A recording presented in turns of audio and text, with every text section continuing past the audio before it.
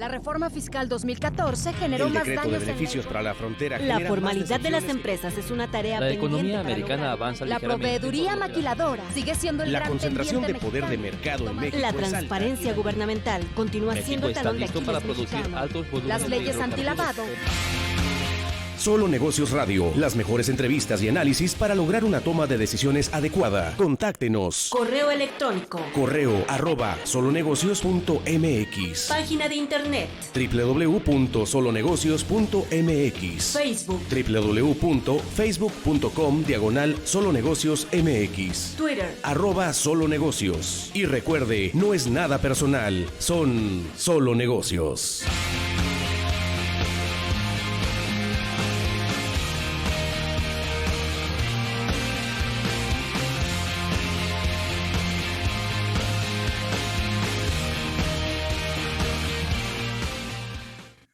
Hola, ¿cómo está? Mi nombre es Alejandro Sandoval, esto es Solo Negocios Radio, transmitiendo a través de 1300 amplitud modulada, al igual que por internet, en las múltiples redes sociales, el fanpage en Facebook de nuestra estación, Radio Mexicana 1300 nuestras noticias, al igual que en Solo Negocios MX.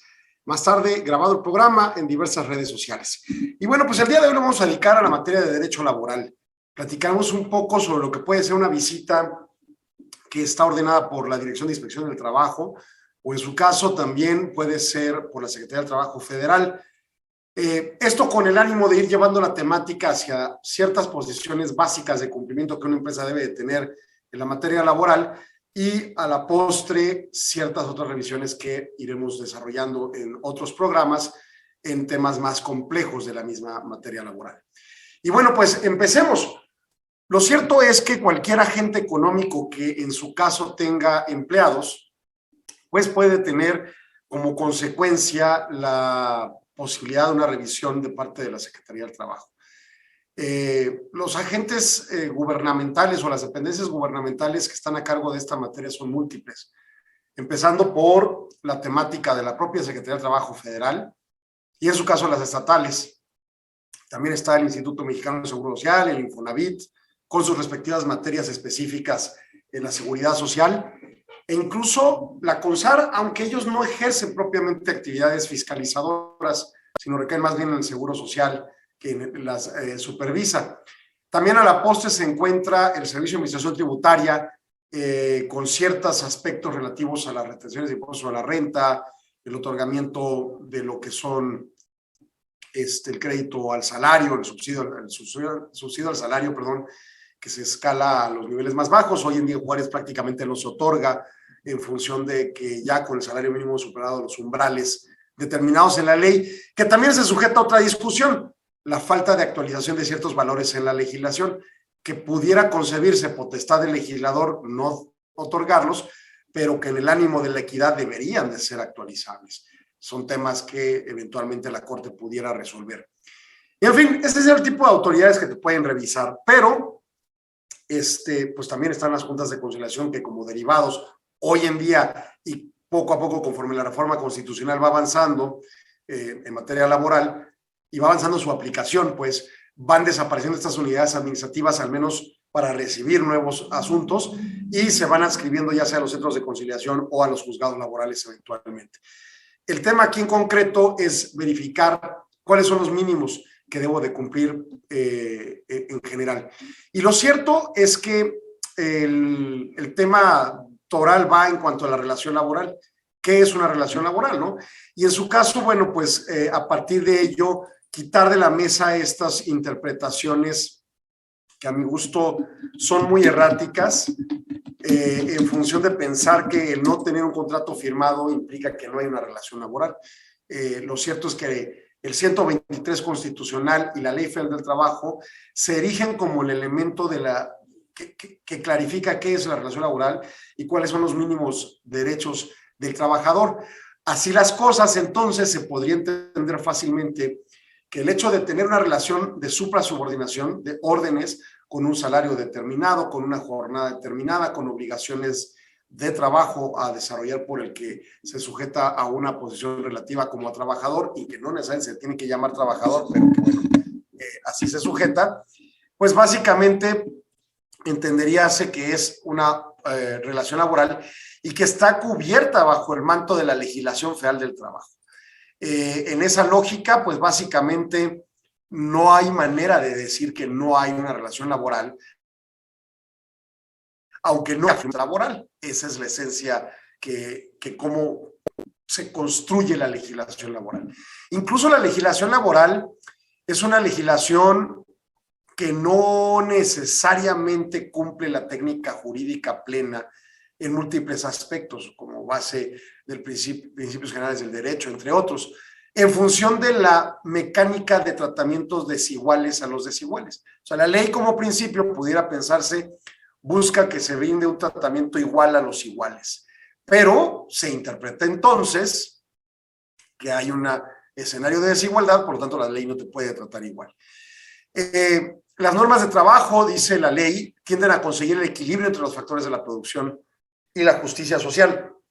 Y en esa lógica es como se desarrolla toda la estructura laboral que busca básicamente brindar esos equilibrios entre los desequilibrados, entre los que están desiguales en un escenario de factor de la producción o de capacidad económica. Se entiende por trabajo digno, porque ya cita la ley el concepto digno o decente, aquel en el que se respeta plenamente la dignidad humana del trabajador. No hay discriminación por origen étnico, nacional, género, edad, discapacidad, condición social, condición de salud, religión, condición migratoria, opinión, preferencia sexual o estado civil. Se da un acceso a la seguridad social y se percibe un salario remunerador. Pues aquí ya va marcando pautas, ¿no? Se recibe una capacitación continua para el incremento de la productividad con beneficios compartidos y se cuenta con condiciones óptimas de seguridad e higiene para prevenir riesgos de trabajo. O sea, aquí ya va marcando la pauta de las áreas a las que tendría que sopesarse una revisión, una evaluación de cumplimiento normativo. Incluye respeto irrestricto a derechos colectivos de los trabajadores, como la libertad de asociación, el derecho de huelga y la contratación colectiva, si así estos lo desean, y se tutela una igualdad sustantiva o de hecho de trabajadores y trabajadoras frente al patrón, haciendo énfasis en el tema que lingüísticamente no es necesario, o sea, ser trabajadores y trabajadoras no es necesario, pero lo enfatizan en función del tratamiento de género adecuado, ¿no? Ciertamente aquí tiene otro de los aspectos importantes a destacar en el sentido de que el trabajo no es un artículo de comercio. Exige respeto para las libertades y dignidad de quien lo presta, así como el reconocimiento a las diferencias entre hombres y mujeres para obtener su igualdad ante la ley. Y se efectúa en condiciones que aseguren la vida digna y la salud para los trabajadores y sus familiares dependientes. Sin embargo, por más que se quiera señalar, no es un artículo de comercio y expresamente no es algo en lo que se funja una actividad mercantil, sí es una actividad económica. Y es bien importante comprender el diferenciador conceptual, porque de repente como que quisiera llevarse al trabajo a un estadio metafísico diverso a la humanidad, y no existe tal cosa. Es una actividad económica en donde se prestan servicios, en este caso laborales, con los cuales se desarrolla pues un posicionamiento de intercambio, ¿no? Yo te presto mi trabajo, tú me pagas un dinero por ello. Y eso es un acto económico, no mercantil, no comercial, pero sí económico, con un interés financiero específico. En fin, esos son los elementos básicos con lo cual se desarrolla el posicionamiento. Y por otro lado, lo que le digo, el tema de que la ley es expresamente, o se puede entender como el contrato mínimo de derechos o contrato de derechos mínimos que tienen los trabajadores para con la relación laboral, en función a que todos estos elementos de áreas que señalé y específicamente la serie de elementos que vinculen la relación laboral, que construyen la relación laboral, forzosamente se basan en la ley. O sea, realmente un contrato escrito, lo que conocemos como contrato, que es ese papel que tiene una serie de cláusulas, identificaciones y demás, ese, en todo caso, es un elemento de beneficio para el patrón, para clarificar límites de reglas, pero no se pueden eliminar reglas, y sobre todo específicas reglas mínimas como la jornada laboral, el salario mínimo y algunos otros elementos básicos como las vacaciones, el aguinaldo, entre otros. Entonces, en esa tesitura, cuando uno no tiene firmado un contrato con un trabajador, está en desventaja porque los argumentos genéricos de la vinculación laboral existen por la ley y en todo caso los datos precisos se quedan al albedrío de la comprobación en caso de controversia. O sea, al albedrío de que el trabajador pueda llegar al juzgado a decir, a mí me pagaban 100,000 pesos diarios y yo, patrón, tengo que probarlo. Y ahí se rompe la técnica jurídica, pero es lo que legalmente en materia de procedimiento laboral existe. Claro, hay cosas que pueden ser demasiado exageradas, como lo que acabo de decir, pero ciertamente es mucho más conveniente para un patrón tener contratos escritos que no tenerlos. No existe una forma legal de cubrir la ausencia de contratos y con ello justificar una no relación laboral. No funciona así el sistema de derecho laboral, contrario al civil, mercantil, penal, fiscal, entre otros, en donde sí el que acusa tiene que probar. Aquí el que acusa se le da por bueno como principio y es el acusado, el patrón, el que tiene que probar cuando llegamos a un escenario jurisdiccional, ¿no? Y entonces en esa tesitura y comprendiendo esos elementos básicos, pues básicamente podemos decir, si ese individuo parece pato, hace como pato y se mueve como pato, es pato. Si hace como trabajador, funciones, recibe órdenes, tiene horarios, tiene un lugar de trabajo, etcétera. Si se mueve como trabajador y si parece trabajador, pues entonces para la ley es trabajador, con la reserva de probar que no es así. ¿De acuerdo? Y de nuevo, por eso la imperiosa relevancia de siempre definir contractual, documentalmente, las relaciones. Si tú contratas a un abogado que no es tu trabajadora de derecho, de abogado, de empleado, pues habrá que definir un contrato de servicios profesionales en materia civil que permitirá vincular esa relación en donde ese abogado no va a tener un horario fijo y un lugar determinado de trabajo y demás elementos que hacen que parezca trabajador, ¿de acuerdo? Y así, un sinfín de elementos que pueden concebirse. Así las cosas, entonces el trabajador y el trabajo tiene una protección legal de plano y luego entonces se hace necesario una serie de documentos que además sí son exigidos por la ley y que le permiten estabilizar esa fortaleza enorme que la ley le da al trabajador frente a la presunta, que no siempre ocurre, fortaleza financiera que tiene el patrón. Así las cosas, voy a corte y regreso con ciertos parámetros específicos a contemplar. No se vaya, sigan Solo Negocios.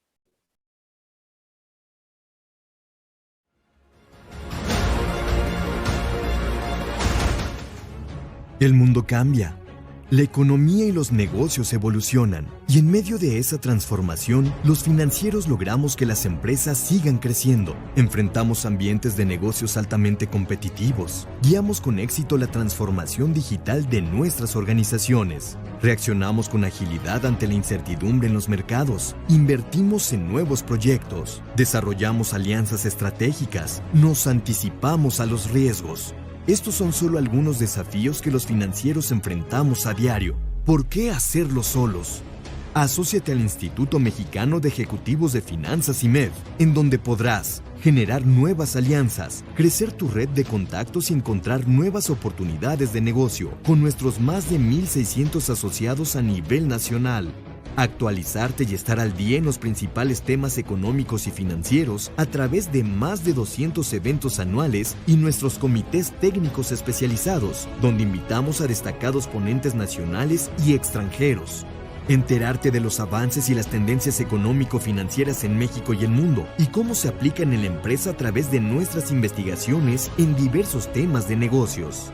Fortalecer tu liderazgo con la información y el conocimiento que te brindan nuestras publicaciones especializadas. Los asociados del IMEF forman parte de un cuerpo profesional y técnico que contribuye a fortalecer el ámbito de los negocios, aporta al desarrollo competitivo de los ejecutivos de finanzas y profundiza en la profesionalización de las empresas y entidades del país. IMEF, más de 57 años acompañando a los líderes financieros de México. Asóciate ya.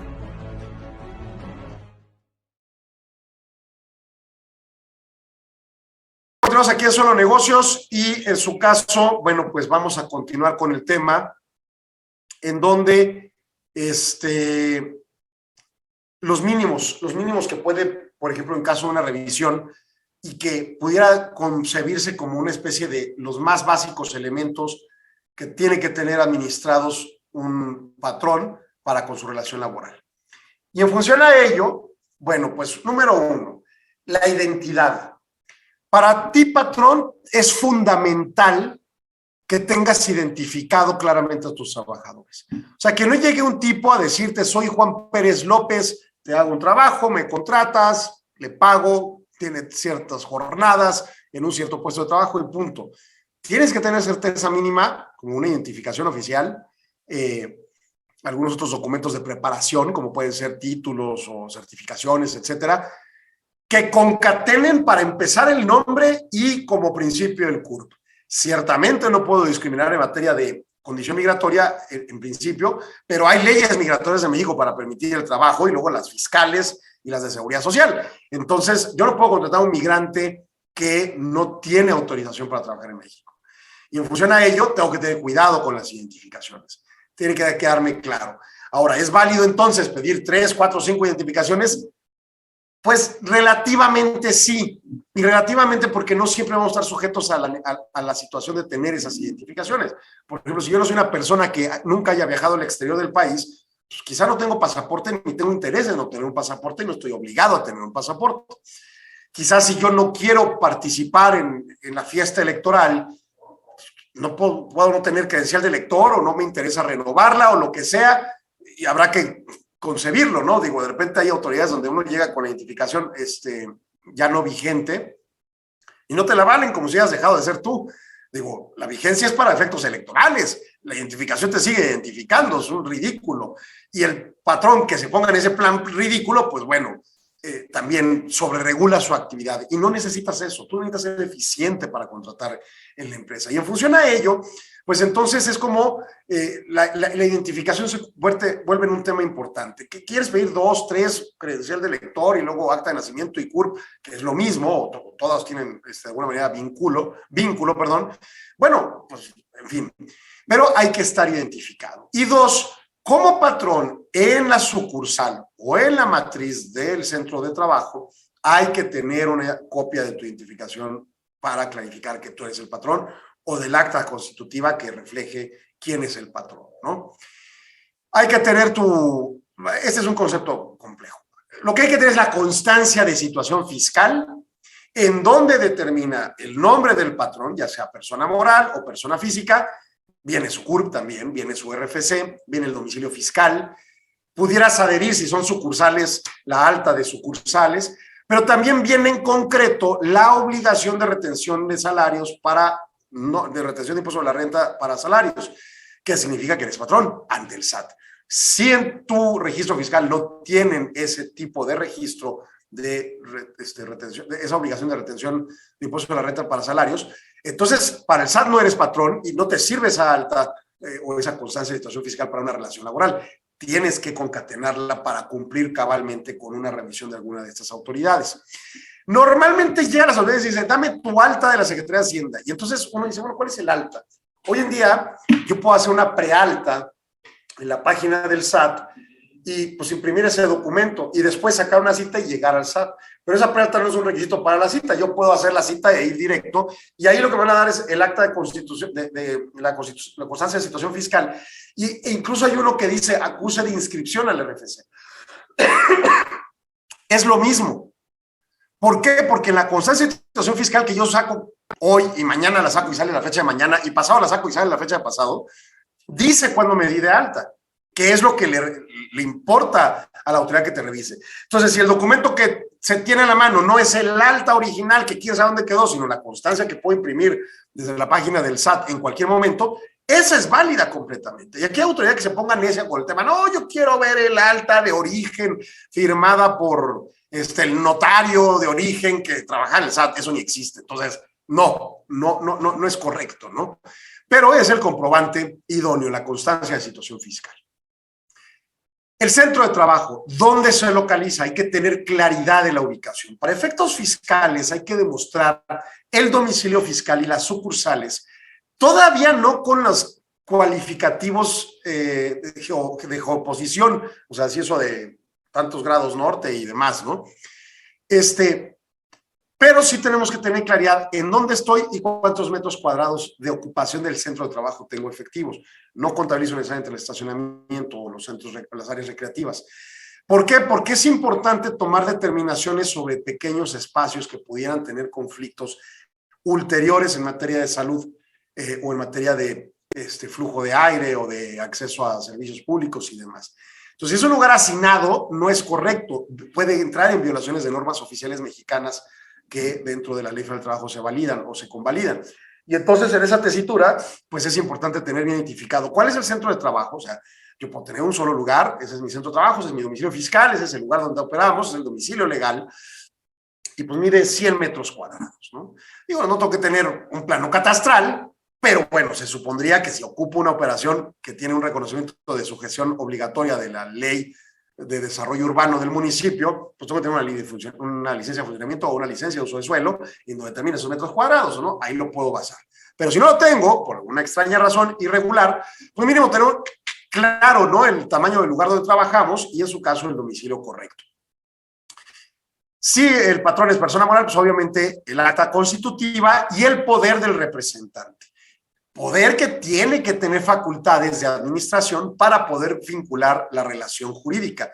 Un poder de dominio no da para vincular relación jurídica y un poder de pleitos y cobranzas no da para vincular relación jurídica, da para destruirla en juicio, ¿no? O sea, hay que tener poder de administración para poder tener validados esos contratos y esa representación laboral de parte del patrón, persona moral, ante los trabajadores. Tengo que tener mi alta, bueno, también de nuevo, no el alta, sino el registro patronal ante el IMSS. Yo me acuerdo cuando me di de alta la primera vez en el IMSS como patrón, me dieron una hojita que se llama tarjeta de identificación patronal, y dijeron, guárdala, porque si se te pierde, tienes que hacer una serie de requisitos para volverla a pedir. Y sí es bien complicado volverla a pedir, o sea, aparte de la fila, hay que llenar los documentos, es como un documento sagrado.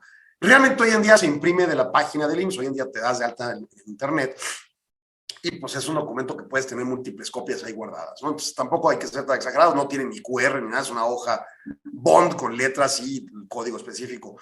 Pero ese documento es relevante porque con ese compruebas que tienes tu alta en el Seguro Social, aunque si no lo tienes puedes comprobarlo, por ejemplo, sustitutivamente con un SIPARE, ¿no? Con la hoja o con la emisión que te emite el SAT para determinar, el SAT del IMSS para la determinación de pago de Seguro Social, ahí viene el número de registro patronal. Pero lo ideal es tener esa tarjeta, sobre todo por si las revisiones del IMSS, ellos son muy celosos, quieren ver ese papelito, como les digo, es medio sagrado, es un absurdo, pero pues así es. Y el propósito central es tener identificado quién es el patrón, cuál es su número de registro patronal, ¿no? El último pago, las cuotas patronales, en una revisión básica, lo que van a querer ver es, ok, ¿cuál fue tu último pago? El 17, digo, hoy, 8 de abril, bueno, pues el último pago fue hecho el 17 de marzo a más tardar sobre el bimestre de enero y febrero número 1 del año y el mes número 2, febrero, para efectos de Seguro Social. Entonces, tengo que tener ese pago hecho, ¿no? Entonces, es mi SIPARE, si lo pagué en línea, pues mi SUA impreso y mi acuse de pago ante la institución bancaria, ¿no? La determinación de prima en el seguro de riesgo de trabajo derivado de la revisión anual de siniestralidad. Recordemos que cada mes de febrero, y Memo Soria nos lo comentaba de CONAFI hace unas semanas, en febrero, cuando era la fecha para meter la declaración de riesgo de trabajo, bueno, pues tengo que tenerla actualizada. Y hay ciertos supuestos en los que no es obligatorio la actualización, pero lo relevante es que se tiene que tener actualizada y se tiene que tener detectada cuál es tu prima de riesgo. Y en función a ello, tener accesible ese acuse que pueda demostrar que hiciste la declaración y cómo quedó tu prima de riesgo. Para efectos de que con ello se concatene la viabilidad de que si tú tienes un riesgo altísimo y tú no tienes nada de elementos de seguridad, pues ya la Secretaría de Trabajo va dando pauta para una revisión más profunda en materia de esos elementos de seguridad omisos. O si está sobrado y, no sé, tienes una operación que tiene muchos riesgos y tu prima de riesgo es bajísima, quizás estés mintiendo y abre pauta para un acuerdo con coordinación con la Secretaría del Trabajo y el IMSS, pues, whistleblower, ¿no? Ahí de chismosos ellos para que les avisen, oye, acá no están bien con ese tema, ¿no? El último pago de cuotas de la Afore Infonavit, vamos a suponer que se presentan el 20 de abril, el último pago fue el 17 de abril, que es sobre el tercer mes, ahí no se paga IMSS ni Afore, entonces tendré que presentar marzo y aparte le tendría que presentar el primer bimestre que va en conjunto Afore e Infonavit. Eso es un tema que también eventualmente se tendrá que reanalizar. Eso de los pagos bimestrales a mí me parece que financieramente es un problema para las empresas. O sea, es mucho más más adecuado cuando tienes plano todos los pagos proyectados, que cada 2 meses pago acá y cada 4 meses pago acá. O sea, eso es muy conflictivo financieramente. El desglose del último reporte del SUA, ese también son despropósitos. Si yo tengo mi CIPARE y lo pagué, ¿me quieren hacer una revisión de seguridad social? Pues bueno, ese es otro tema. Pero bueno, se ponen necesitos, quieren ver papelitos, mostrar la emisión del SUA. ¿Dónde viene desglosado al trabajador, cada uno de los trabajadores y los diferentes conceptos que se pagaron en su nombre en materia de seguridad social? Los avisos ante Seguro Social y Secretaría de Trabajo de accidentes de trabajo que se han tenido de un año a la fecha, si es que ocurrieron. Si pasa un accidente de trabajo, pues la autoridad hace unas determinaciones y hay que hacer esos avisos a la autoridad federal, en particular la Secretaría del Trabajo, por los efectos de ley que corresponden. Entonces hay que tener los acuses de esos avisos. La autorización de la autoridad competente para personal extranjero, en caso de que se tenga personal extranjero, permisos migratorios, y para menores de edad. En el caso de menores de edad, a nivel fuero común, o sea, casi la mayoría de las actividades económicas, se acude ante la Secretaría del Trabajo Estatal con los documentos particulares que ellos determinen. Ahí tienen unos flyers que los determinan, y se acude con el padre del menor cuando son menores de 16 años, si no me equivoco. Y si no, pues el muchacho puede ir y se hace una carta, le hacen una entrevista y básicamente se le da autorización para el trabajo, ¿no? Entonces, con eso, básicamente voy cumpliendo la base. Voy a ir a corte, regreso con los demás documentos. No se vaya, siga aquí en Solo Negocios.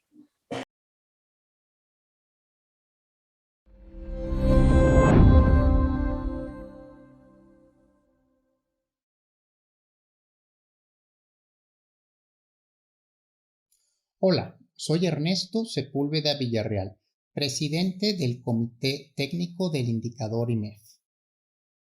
Hemos notado que a pesar de haber comenzado a publicar el Indicador IMEF hace más de 15 años, muchas personas no lo conocen, incluyendo miembros del propio instituto.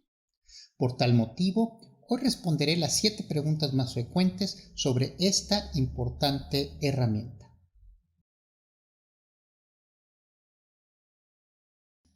Es un indicador cualitativo diseñado para medir cambios en el sentido de la actividad económica mexicana en el corto plazo. Tiene 2 índices, uno para el sector manufacturero y el otro para el sector no manufacturero. Lo construimos con base en una encuesta mensual que recaba la opinión empresarial sobre 5 variables: nuevos pedidos, producción, empleo, oportunidad en la entrega de productos o servicios e inventarios. El indicador IMEF está basado en la metodología que usa el Instituto para la Gestión de Suministros en Estados Unidos para calcular su índice de gerentes de compras. El indicador IMEF es el único indicador de opinión empresarial en México, producido por el sector privado, que cuenta con la asistencia técnica del INEGI. ¿Cómo se interpreta el indicador IMEF?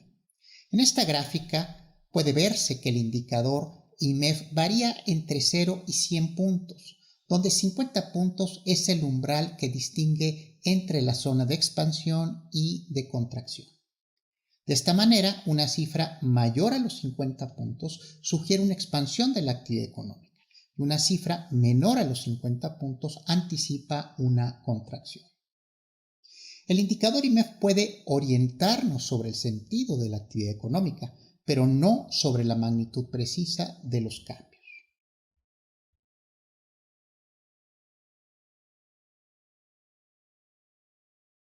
Aquí quiero enfatizar que el IMEF, con sus propios recursos, realiza mes con mes todas las operaciones que permiten calcular y publicar el indicador. Asimismo, a fin de cada mes, el Comité Técnico del Indicador IMEF formado por una veintena de expertos del sector privado, público y académico, se reúne para interpretar los resultados del indicador y analizar la coyuntura económica.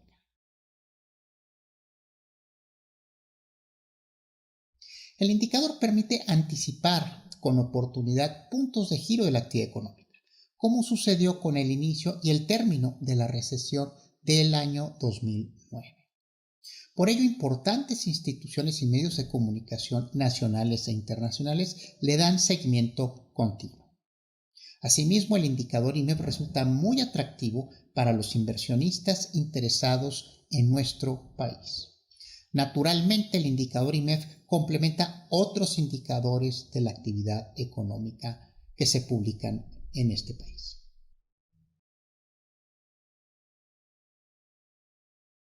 El primer día hábil de cada mes, el IMEF publica el boletín de prensa con las cifras del indicador y una síntesis del análisis de la coyuntura económica, elaborado por su comité técnico en la propia página del indicador IMEF.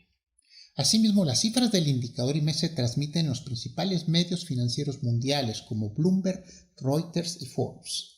También se difunden en los diarios locales como El Economista, El Universal, Excelsior, Milenio, El Financiero y la revista IMEF, entre otros.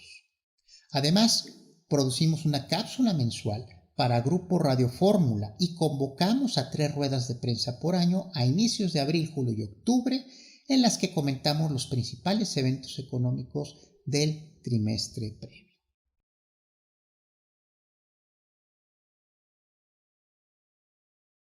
Aquí quiero señalar que todas las empresas ubicadas en territorio nacional pueden responder la encuesta del indicador IMEF sin importar su actividad, giro o tamaño.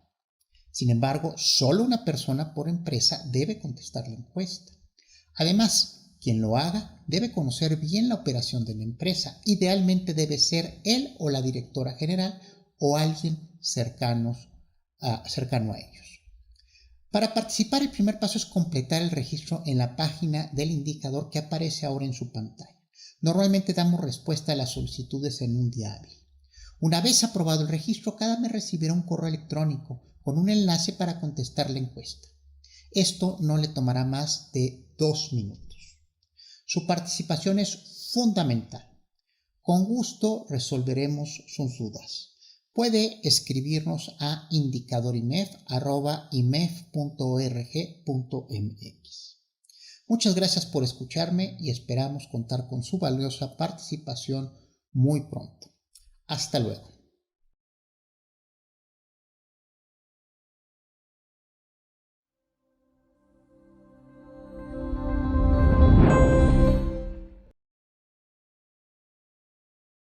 Tenemos aquí en Solo Negocios y bueno, pues dentro de otros documentos que son básicos para tener a la mano.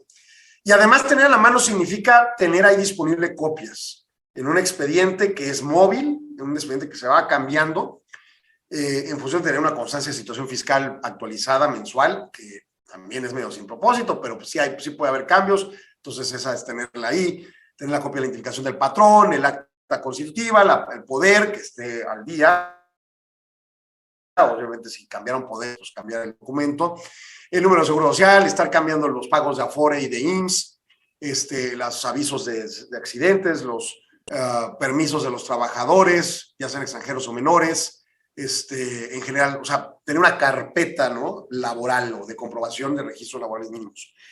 Otro de los documentos que sería lógico, pero eso es un tema porque pues, depende del número de empleados, ¿no? La nómina o recibos de pago por conceptos de salarios de 3 meses a la fecha, ¿no? Entonces, si tú pagas semanal, pues estás hablando de 12 comprobantes por cada trabajador y el número de trabajadores puede ser una locura documental. Entonces, quizá valga la pena tener sumarios, ¿no? Normalmente los softwares que construyen la contabilidad, como Compaq, pues arroja una lista de raya. Y entonces es una hoja, es un documento como... pues depende de los trabajadores, 50 trabajadores traerá 13 páginas, 15 páginas, y ese, pues trae la nómina de todos, enlistados.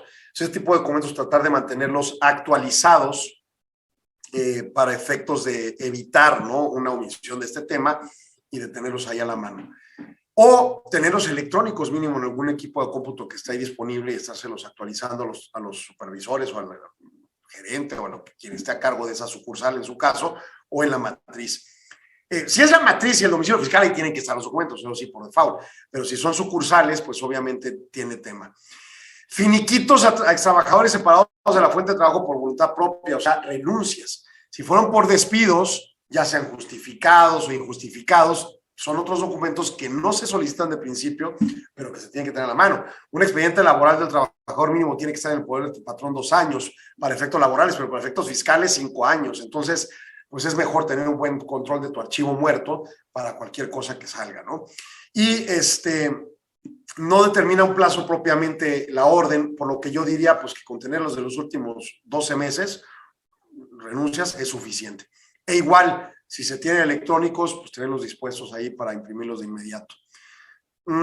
Listas o control de asistencias y horarios de personal, esto es bien importante. Un reglamento interior de trabajo determina la jornada laboral, o es una de las cláusulas relevantes que va dentro del reglamento. Por otro lado, que se usa mucho usar los relojes checadores electrónicos, pues se programan con las jornadas acordadas, sobre todo aquellos trabajadores que puedan tener alguna variabilidad en su jornada laboral, pues van teniendo programaciones.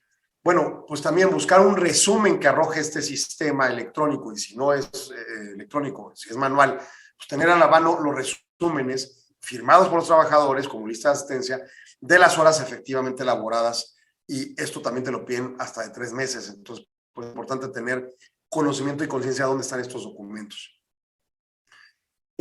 Los contratos de la relación laboral y personal, ya sea con extranjeros, con menores y por supuesto con personal ordinario, en función de comprobar la relación, ¿no? De comprobar cuál es el puesto al que lo contraté y si sigue teniendo ese contrato, si tuvo adendas por las adendas, ya sea de movimientos de puesto, de aumentos salariales o de otros tipos de modificaciones en la relación laboral. Es fundamental tener los contratos a la mano. De nuevo, en sucursales y demás, no se suelen tener esos documentos porque, pues, también es un sin propósito tener una cantidad de documentos ahí de repente arrumbados, pero sí tenerlos a la mano para que en caso de una revisión, cuando omites algunos documentos, te dan plazo, pues tengas los documentos a la mano cuando los vayas a entregar correspondiente. El reglamento interior de trabajo hay que tenerlo registrado ante la Junta de Conciliación. Es un procedimiento de llevar las copias del reglamento firmada por el patrón y firmadas por los empleados en función de que se les haya presentado el reglamento, que se les dio copia del reglamento, y ese reglamento con esas copias, con esas listas de firmado, de acuse, más documentos de representación para poder acudir ante la Junta, si no me equivoco, en 4 tantos, pues se presenta para efectos de que se registre, ¿no? Entonces ya te entregan uno de tus reglamentos con un sello y con uno del expediente donde se van a estar guardando todas las modificaciones reglamentarias que vayas registrando. Y en función a ello, pues ese reglamento ya es el que es obligatorio para las relaciones. En el contrato tú vas a fijar criterios específicos con ese trabajador y ese puesto de trabajo. En el reglamento son reglas genéricas para todos los trabajadores y para toda persona que llegue al centro de trabajo. Incluso los reglamentos pueden aplicar a un practicante o a alguien de servicio social, entre otros, ¿no? Hasta un visitante por ciertos efectos de reglas de seguridad, por ejemplo. Comprobantes de pago de aguinaldo, es importante tenerlos, ¿no? Yo les pagué esos 15 días hasta el 20 de diciembre del año pasado, por ejemplo, bueno, pues tenerlos ahí. Los del año antepasado no necesariamente los tengo que tener ahí a la mano, pero sí tienen que estar resguardados de nuevo al menos 5 años para efectos fiscales, pues ahí los tienes, ¿no? Comprobantes de vacaciones y prima vacacional, esto es un poco más complejo porque finalmente cada trabajador va entrando en diferentes fechas del año y van teniendo diferente número de días laborales a concedérsele como vacaciones y su prima vacacional. Entonces, aquí lo conveniente es tener un expediente por trabajador en donde se vayan aglomerando todos esos hitos como el otorgamiento de vacaciones o la nómina o los aguinaldos. De manera que, oye, tal tienda o esta matriz, pues saco todos los expedientes, los muestro, no se los tienen que llevar necesariamente, pero lo cierto es que hay que mostrar los que se tienen existentes. Un tema fiscal que pudiera aparentar pues medio de locura, pero es fundamental, ¿no? Es la declaración anual en caso de persona moral o la bimestral en caso de persona física régimen de incorporación fiscal para el año pasado, o la mensual reciclo o persona física actividad empresarial vigente. Como le corresponde a la declaración, es que en el RIF no habían anuales. En el RECICO, en el persona física y actividad empresarial y en el personas morales, sí hay una declaración anual. Entonces, el punto es que de repente este documento podría haber sido escrito en la época de RIF y pues, no tiene validez tan clara hoy en día. Pero el punto es que te piden una declaración. ¿Por qué? Porque es con la que vas a determinar tu utilidad del ejercicio, por ejemplo, 2021, y en función a ello que se calcule la PTU, la participación de los trabajadores en las utilidades, ese 10% que les corresponde distribuirles a más tardar en mayo del año siguiente del ejercicio. O sea, el ejercicio es 2021, sí y solo si hubo utilidades, se pagan en mayo, ¿no? Para física, si no me equivoco, y para morales en abril. No. En morales en mayo y en físicas en junio. Pues bueno, hay que tener la declaración porque de ahí va a venir el dato específico de las utilidades logradas y en su caso el comprobante de pago, que también se arroja por los sistemas de cómputo de nómina, pues de esa participación. ¿Lo haces a mano, los recibos? Bueno, pues mínimo tenerlos. Hay cosas que no deberían de ser a mano por los efectos fiscales como el timbrado de una nómina, pero como mínimo si no los tienes e incumples el mundo fiscal y la deducibilidad lo pones en riesgo, pues ese es un problema fiscal, pero al menos que laboralmente tengas los comprobantes firmados de que sí le pagaste su nómina, sí le pagaste su aguinaldo, sus vacaciones, su prima vacacional y sus utilidades, sí en la empresa hubo utilidades en ese periodo.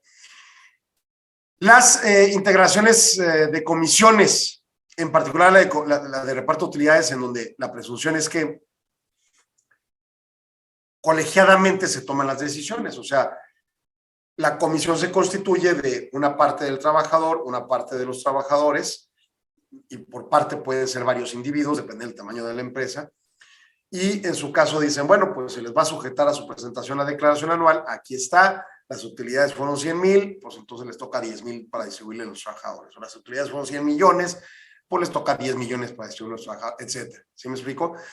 Realmente es algo que pudiera parecer medio ocioso, pero es una cuestión que más allá de que sea por ley, tiene como propósito una discusión en caso de dudas, porque también la declaración puede estar mal hecha y sujeta a una auditoría, y cuando las auditorías pasan, también auditoría fiscal manda el aviso a la Secretaría de Trabajo y les dice, oye, los audité y les salió más alto la utilidad para que vayas a revisar que hayan pagado la PTU correspondiente. Entonces, en esa lógica, pues es importante tener las comisiones múltiples, pero en particular la de reparto de utilidades, con el propósito de hacer ver que colegiadamente se comprobó. Oye, la empresa es muy pequeña, somos 5 trabajadores. Bueno, no necesariamente va a haber una comisión, pero entonces harás un acta como patrón en donde digas, esta es la declaración, se las presenta a mis 4 trabajadores y me firman de recibido, ¿no? Me firman de que vieron la declaración, que están de acuerdo, que el 10% es tanto y así se les va a pagar. Aquí está su comprobante, me lo firma cada uno y de esa manera tengo comprobaciones plenas, ¿no? Y en su caso, con la moda nueva del REPSE, pues si tengo contratos REPSE, tengo que presentar los contratos de prestadoras de servicios especializados u obras especializadas en copia, ¿no? Todos los demás documentos no necesariamente se entregan. Todos los demás documentos se muestran para comprobar que se tienen. Y el funcionario va tomando nota. ¿Tienes este documento? Sí, no, bla, bla, bla. Si no se cumple, se te da plazo para que vayas a cumplir o en otra revisión, dependiendo del tipo de revisión, en otra visita del mismo funcionario o de otro funcionario de la misma dependencia, podrán terminar la revisión ya validando lo que faltaba. Pero hay ciertos documentos que te van a pedir en copia y en particular pues son la constancia de situación fiscal, la credencial de la identificación oficial de la persona que atiende y los contratos REPSE, ¿no? O sea, tú tienes firmado un contrato REPSE con un tercero que está registrado y tú eres el cliente, o sea, tienes personal de él ahí en tus instalaciones, pues necesitas ese contrato REPSE y lo tienes que entregar porque ellos van a ir a validar que esa empresa realmente tenga el registro actualizado en el periodo en que está siendo revisado en la empresa, ¿no? Y eventualmente puede haber alguna otra documental que sea soporte de la construcción de estos. Por ejemplo, el contrato REPSE, pues nomás es el contrato, pero de repente pueden decir, bueno, y te entregan los reportes mensuales, que son constituyentes de los 8 conceptos documentales de nóminas timbradas y pagadas, retenciones de impuestos sobre la renta y pagadas, declaración de IVA y pagada, declaración de IPARA y pagada. Pues te puede pedir copia de ello, ¿no? Oye, metiste tu reporte de SISUB, realmente a mi gusto no tendría por qué pedírtelo, pero son los reportes de Infonavit SISUB y de IMSS el ICSOE. ¿En función de qué no te lo debe pedir? Bueno, pues porque se asume que si tú estás vigente en la página de REPSE, es porque estás en cumplimiento de tus obligaciones. No tendrían por qué profundizar en otras revisiones, pero a veces puede venir el capricho, ¿no? Entonces, ese tipo de documentos tenerlos también disponibles para poderlos emitir en su caso. Y bueno, pues finalmente, se finca, no necesariamente, digo, ellos dicen, es una obligación que traiga las copias que se te indiquen, pero de nuevo, no necesariamente, y además tiene que tener cierta cautela y control de qué es lo que se está entregando, porque recordemos que también tenemos una obligación conforme a la ley de datos personales y el cuidado de los datos de nuestros trabajadores, sobre todo en materia de datos sensibles como los salarios, domicilios, etcétera, etcétera, ¿no? Bueno, voy a hacer corte rápidamente, regreso para terminar aquí en Solo Negocios.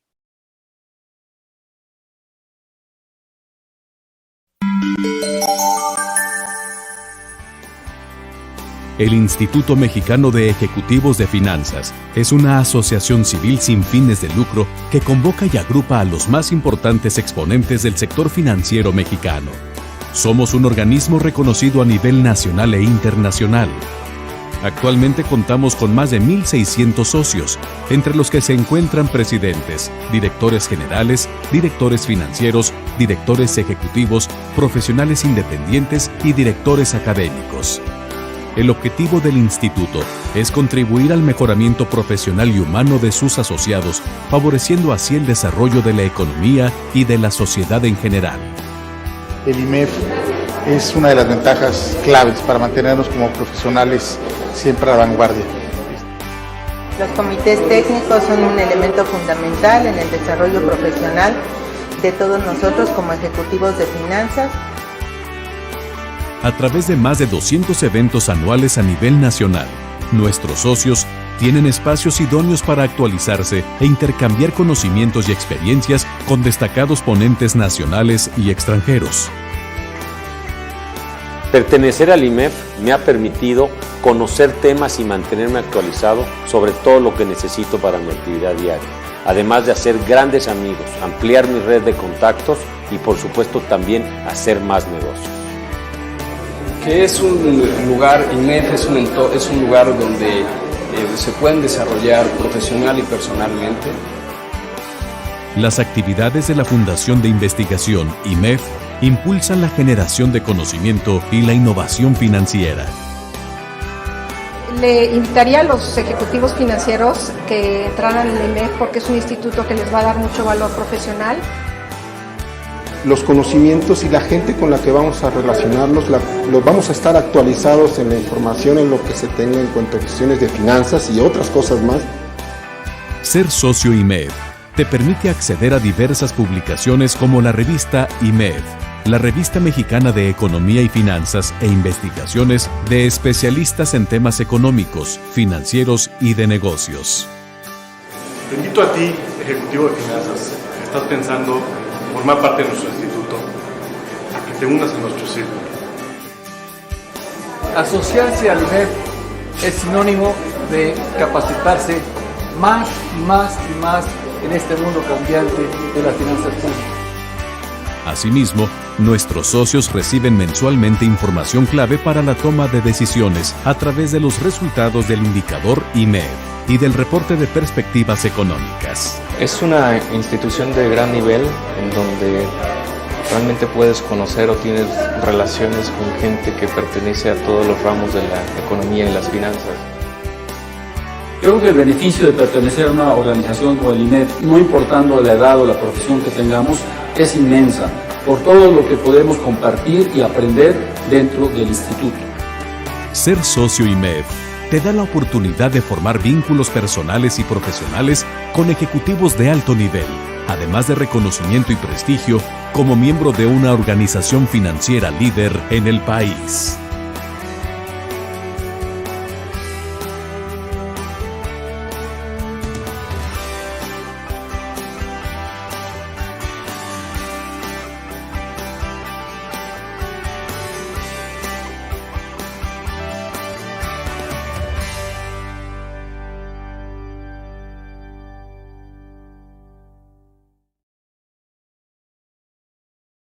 regresamos a Solo Negocios, al último segmento. Y más o menos, ¿cómo puede ser una revisión? Digo, puede haber alteraciones en función del tipo de revisión. Cuando son inspecciones generales, básicamente el inspector va a llegar, notificar, puede ser cita si no está el patrón o el representante legal con facultades suficientes, pero ya que se lleva a cabo la inspección, pues básicamente se hace un cuestionario donde tienen el escenario de verificar que se tenga esta documentación, tomar las copias que se soliciten y que se tengan que entregar. Son temas todos que se pueden disputar, o sea, recuerden, en materia jurídica es completamente válido decir, oye, yo no te quiero entregar eso, y el no me lo quiere entregar, y tú, sí, bajo protesta no lo entrego y después lo disputo, ¿no? Ese es el tipo de escenarios que se pueden gestar. Pero el punto en concreto es que, en esencia, el inspector tiene que entregar una orden documental, identificable con el sello del gobierno estatal, no, ni siquiera necesariamente el sello de grafiquito mercadotécnico, sino el águila real con el Estado Libre de Chihuahua o la Secretaría de Trabajo Federal o lo que sea, ¿no? Uno puede verificar la veracidad tanto de la inspección como de la identidad del inspector en teléfonos del gobierno estatal o de la federación para evaluar si esa persona efectivamente es un funcionario o es algo irregular, ¿verdad? Se puede hacer uso de la palabra en la inspección y se puede señalar, por favor, anota lo que te voy a decir. ¿Por qué? Porque tienes derecho de audiencia. Se pueden presentar por escrito observaciones, pruebas y otros documentos, pues en un momento dado que te falte documentación y demás, ante la autoridad, o en su caso, ante la nueva visita de la autoridad en caso de que queden pendientes y se quede afianzada la posibilidad de una nueva visita. Es tu derecho como revisado, como patrón, firmar el acta de inspección y que el inspector te entregue una copia con las firmas autógrafas de él mismo y tuya como patrón, ¿no? El inspector otorga orientación y asesoría a los trabajadores y al patrón o sus representantes. Ojo, tiene todas las facultades el inspector de entrevistarse a solas con los trabajadores. Oye, si es cierto que te pagan 2,000 pesos a la semana, hoy es cierto que te dan vacaciones, hoy es cierto que te pagan el aguinaldo, la PTU, etcétera, etcétera, etcétera. Es completamente facultad del inspector hacer una revisión de este tipo. Y claro, se presupone que son profesionistas que toman nota de los acontecimientos, pero si el trabajador titubea porque no tiene conciencia clara, porque se pone nervioso o lo que sea, tampoco significa el fin del mundo. Digo, si el trabajador dice, no, pues es que a mí no me han pagado, y tú dices, no, espérame, aquí está la nómina timbrada y además los pagos en PDF del banco y los recibos firmados por él. Ah, no, sí, ya me acordé, sí me pagaron, ¿no? Que dijera el trabajador, ese tipo de cosas. No se preocupe, simplemente tener la certeza que se tiene con qué probar que sí cumple contra la posibilidad de que no, ¿verdad? Y obviamente se tiene derecho a denuncias que correspondan si eso es menester, si te están extorsionando, cosas de ese tipo.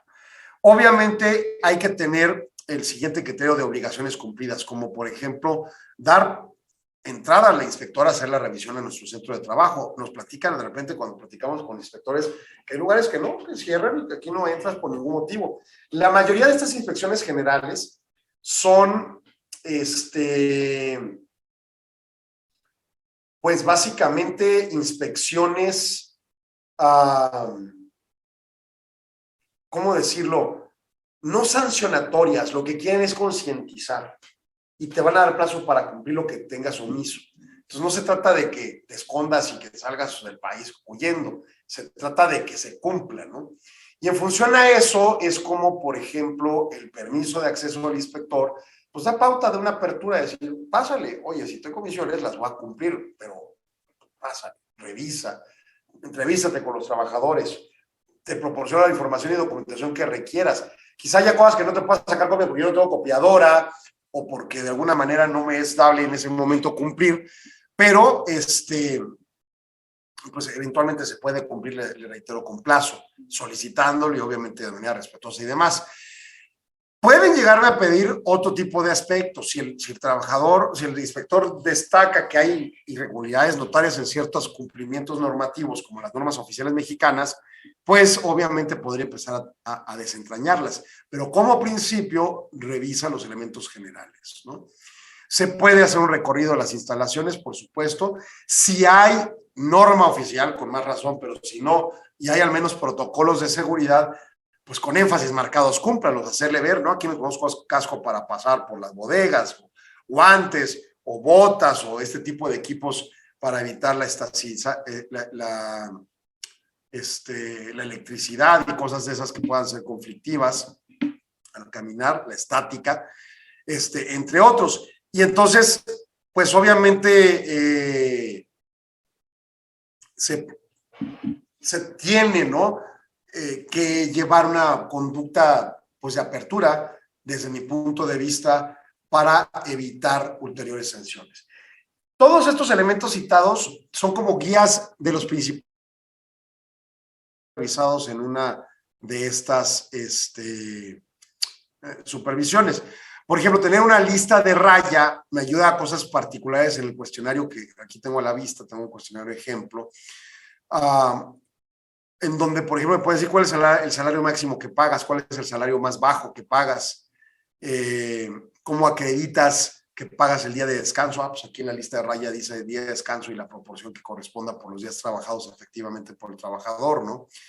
Y en fin, todos esos elementos que pueden ser preguntas muy expedientes, pero que finalmente vienen en los documentos que cité durante el programa y que nos permiten la pauta de comprender que pues estamos en cumplimiento o no de la legislación. Ya temas más complejos pueden promover ideas sobre, por ejemplo, número de trabajadores, cuántos hombres, cuántas mujeres, cuántos indígenas, cuántos sindicalizados, cuántos eventuales, cuántos no sindicalizados, cuál está por determinada, por tiempo determinado, por tiempo indeterminado, cuántos son discapacitados, cuántos son menores, cuántas mujeres están en periodo de lactancia y cuántas en periodo en estado de gestación. En fin, preguntas muy derivadas de las que comenté, muy específicas, que se van a normas específicas de aplicación, ¿no? Y que en su caso, con ello puede tener como elemento base la apertura de una revisión mucho más profunda y específica. Todos esos elementos abren pauta para otras revisiones. Por ejemplo, cuando se empezaron a dar los registros REPSE, hubo hubo revisiones al azar de las solicitudes de registro y pues acudían a preguntar una serie de elementos, incluso, y eso fue permitido, me acuerdo que a un cliente en particular lo visitan y le cuestionan por la entrevista de los trabajadores, y por los trabajadores estaban en el domicilio del cliente, bajo la noción REPSE, ¿verdad? Y pues todavía ni siquiera teníamos el REPSE, pero básicamente la señorita lo que hizo es que, pues, bueno, ponemos una videoconferencia, platico con ellos, si yo veo que están los cumplimientos básicos, aunque estés en proceso de obtención de este REPSE, porque vine precisamente porque te estás registrando en REPSE, pues básicamente es viable, ¿no? Esa videoconferencia, esa entrevista.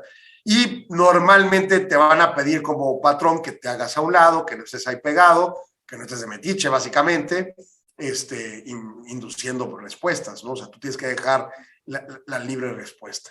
Obviamente, si tienes cosas ocultas, pues malo, ¿no? O sea, ahí vas a tener un tema conflictivo. Por lo tanto, es fundamental tratar de cubrir los aspectos más básicos, como los que cito en este programa, para efectos de disminuir riesgos innecesarios. Así las cosas, bueno, pues entonces, recapitulando muy rápidamente algunos aspectos, lo fundamental es atender a los inspectores y construir un expediente por trabajador y algunos otros documentos que se requieren, pues, individuales, bien controlados, accesibles, para que en cualquier momento de una revisión estén disponibles para presentación, y disminuir la probabilidad de sanciones o de profundidad en las investigaciones. O sea, si yo tengo claramente en una nómina cuántos hombres son, cuántas mujeres son, si yo tengo un control de recursos humanos adecuado, donde puedo saber si hay mujeres que están en lactancia o mujeres que están embarazadas, pues con esos elementos yo puedo rápidamente dar respuesta y evito, no necesariamente lo evito de manera 100%, pero puedo disminuir la probabilidad de que profundicen en revisiones más profundas en cosas, valga la redundancia, de esos temas o de las normas que concatenen esos elementos.